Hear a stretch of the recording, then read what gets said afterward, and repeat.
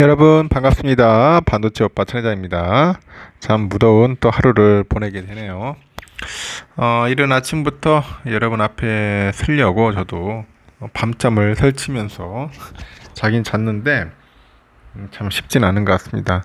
하여튼 여러분 좋은 일들이 가득하길 바라고 오늘 하루도 화이팅 하자고요. 너무 폭염이 강하다 보니까 외부에서 일할 때 좀 조심하십시오. 너무 무리하게 하지 마시고 수분 섭취 많이 하시고요. 하여튼 자외선 땡볕에 노출 안 되도록 하였으면 좋겠습니다. 요즘 보면은 이런 얘기가 있어요. 하수와 고수가 있잖아요. 보통 하수는 아는 척을 하는 거야. 아는 척을 하고, 고수는 약간 좀 어리숙한 척을 합니다. 어리숙한 척을 합니다. 고수는 오히려 약간 빈틈을 보인답니다. 빈틈을 보이더라. 그 나의 빈틈을 통해 가지고 상대방의 그 진짜 태도를 볼 수 있기 때문이다. 그런데 낮은 자세로 임할 때는 더 많은 것을 배울 수 있기 때문이라고 하더라고요. 일부러 자신이 가진 것을 드러내지 않으면서 서두르지도 않습니다. 하지만 하수는 자신이 가진 것을 먼저 드러내고 말아요. 드러내고 말더라. 그 자신이 언제나 상대보다 잘났다는 그런 자만심 때문에 상대가 혹시나 자신을 얕볼지 모른다는 그런 두려움 때문에 묻지도 않은 것을 먼저 막 떠들어대고 알 필요도 없는 것을 서둘러 이야기한다. 그런 겁니다. 고수에게는 여유가 있는 것은 인생을 자기 주관대로 살기 때문이에요. 그 하수가 조급해하는 것은 주변의 시선에 따라서 살기 때문이겠죠. 그래서 내 자신을 믿고요. 마음의 여유를 가지십시오. 그 태도 하나만으로도 여러분 또한 인생의 그런 고수로 거듭날 수가 있습니다. 그래서 저의 사랑하는 구독자분들은 고수가 되었으면 좋겠어. 고수. 내 자신을 믿고 마음의 여유를 꼭 갖는 그런 하루가 되길 진심으로 기원합니다. 그러면 또 삼성의 이야기를 또 한번 시작하도록 할게요.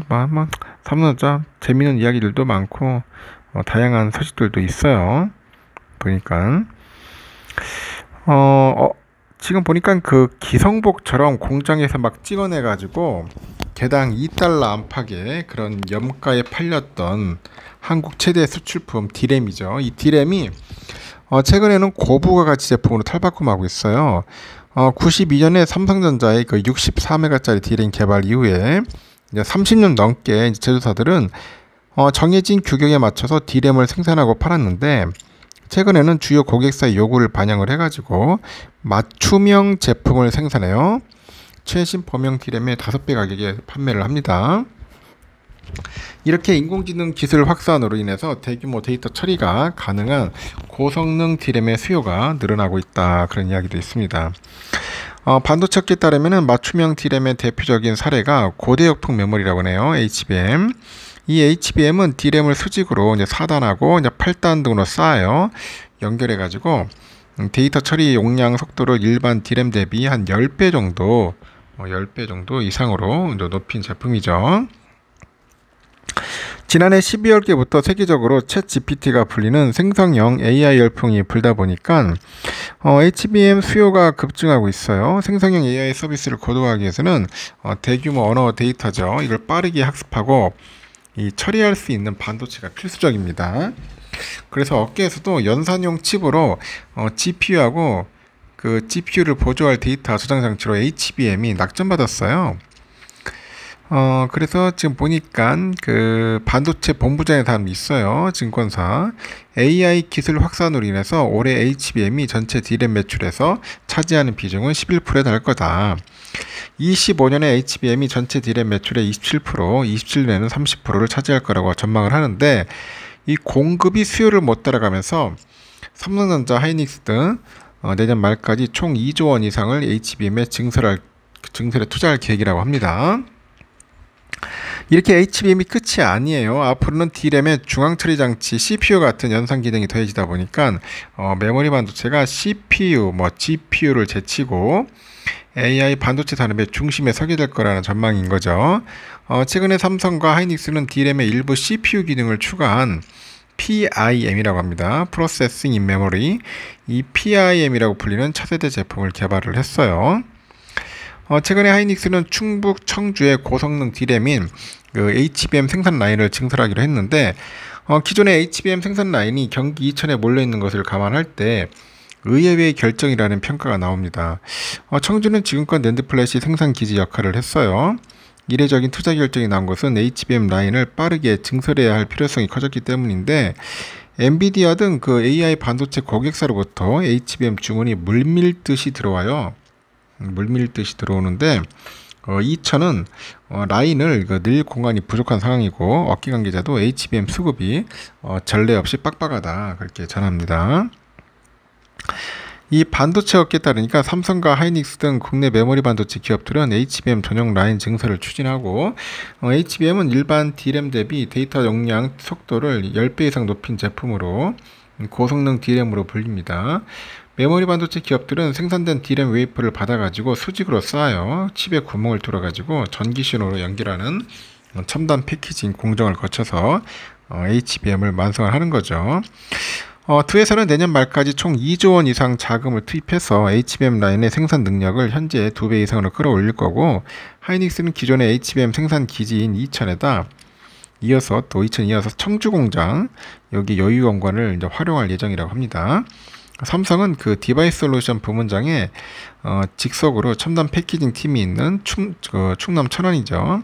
그 천안에 HBM 핵심 라인을 증설하는 방안을 검토 중입니다. 이렇게 D램 업황이 아직 회복되지 않았는데도 삼성과 SK가 조단위 투자를 추진하는 것은 HBM 수요가 빠르게 늘고 있어서요. 그렇습니다. 시장조사 업체 트렌드포스에 따르니까 기가바이트로 환산했을 때 HBM 수요량은 22년 1억 8,100만 기가바이트에서 23년에는 2억 9천만 기가바이트로 한 60% 급증할 거로 봅니다. 24년에는 23년보다 30% 정도 더 증가할 거로 이제 보는 거죠. 예상을 하고 있어요. 이렇게 수요가 가파르게 늘고 있다는 것은 챗GPT와 같은 생성형 AI 시장이 커지고 있기 때문에 그래요. 생성형 AI 핵심은 대규모 데이터 학습을 통해서 질문에 그에 대한 답의 정확도를 높이는 겁니다. 대규모 데이터를 동시에 빠르게 학습할 수 있는 칩으로는 GPU가 낙점됐는데 여기에 GPU가 처리할 데이터를 저장하는 D램도 필수적이라고 합니다. 일반 D램으로는 GPU에 그 대규모 데이터를 주고받기는 어렵고 최신의 HBM인 HBM3가 D램 최신 제품인 GDDR6 대비 한 총 용량이 12배, 대역폭은 13배 정도 큰 것으로 알려져 있고요. 이 도로로 따지니까 일반 D램이 1차로에 비해서 1차로, HBM은 13차로 이어서 13차로죠. 교통이 원활한 것과 비슷한 위치다 그런 이야기를 합니다. 이렇게 고객사와 HBM 제조업체들은 보통 1년 이상 제품 개발을 논의해가지고 맞춤형 제품을 생산하는데 최근에 엔비디아가 납품 받고 있는 하이닉스의 HBM2E도 HBM3도 1년, 2년 정도 전부터 공동 개발한 제품이에요. 반도체 업계 관계자도 이 자체 생성형 AI를 개발 중인 그 주요 기업도 삼성과 SK에 HBM을 함께 만들자고 요청하고 있다고 합니다. HBM은 얼어붙은 메모리 반도체 시장을 녹이고 있어요. 지금 녹이고 있는데 일단 삼성하고 하이닉스가 일단 정확한 HBM 가격을 밝히지는 않고 있어요. 근데 4세대 최신 제품인 HBM3 가격이 최신 일반 그 D램의 한 5배에서 한 6배 정도 알려져 있습니다. 올해 기준 HBM 출하량이 전체 D램 출하량의 1.7% 수준임에도 매출 비중이 11%에 달할 것으로 전망되는 것도 이런 이유 때문이겠죠. 메모리 반도체 기업의 실적 개선에도 긍정적인 영향을 주고 있는데 하이닉스는 지난 26일 열린 2분기 실적 설명회에서 D램의 2분기 ASP가 전분기 대비 한 자릿수 후반 정도 상승했다고 합니다. 이렇게 고부가치 제품을 많이 판매한 영역이라고 하는데 HBM 수율을 더 높이고 생산 비용을 낮춰서 진정한 캐시카우가 될 것이라는 지적도 있어요. 한 수도권 대학의 반도체학과 교수도 D램을 많이 쌓을수록 수율이 낮아져 가지고 비용이 증가한다고 합니다. 이렇게 수요처가 생성형 AI 서버로 제한적인 점도 이제 극복해야 한다, 그렇게 이야기들을 하고 있는 것 같습니다. 극복해야죠. 내가 볼 때는 충분히 극복해야 하는데 잘 됐으면 좋겠습니다. 그러다 보니까 삼성하고 하이닉스가 이제 차세대 메모리 반도체 이 HBM 시장을 놓고 이제 치열하게 경쟁을 합니다. 이렇게 기술력과 시장 점유율을 놓고 서로 어깨 1위라고 막 주장까지 해요. 신경전까지 현재 벌이고 있고요. 시장조사 업체 트렌드포스에 보니까 지난해 HBM 시장 점유율이 하이닉스가 50%, 삼성이 40%, 마이크론이 10%였어요. 하지만 삼성이 이 지표가 실제와 다르다고 판단을 합니다. 그 내부 자료를 바탕으로 삼성이 HBM 시장 1위라는 주장을 이어가고 있어요. 경기한 사장도 지난 5일에 임직원 대상 행사에서 삼성의 HBM 시장 점유율은 여전히 50% 이상이다.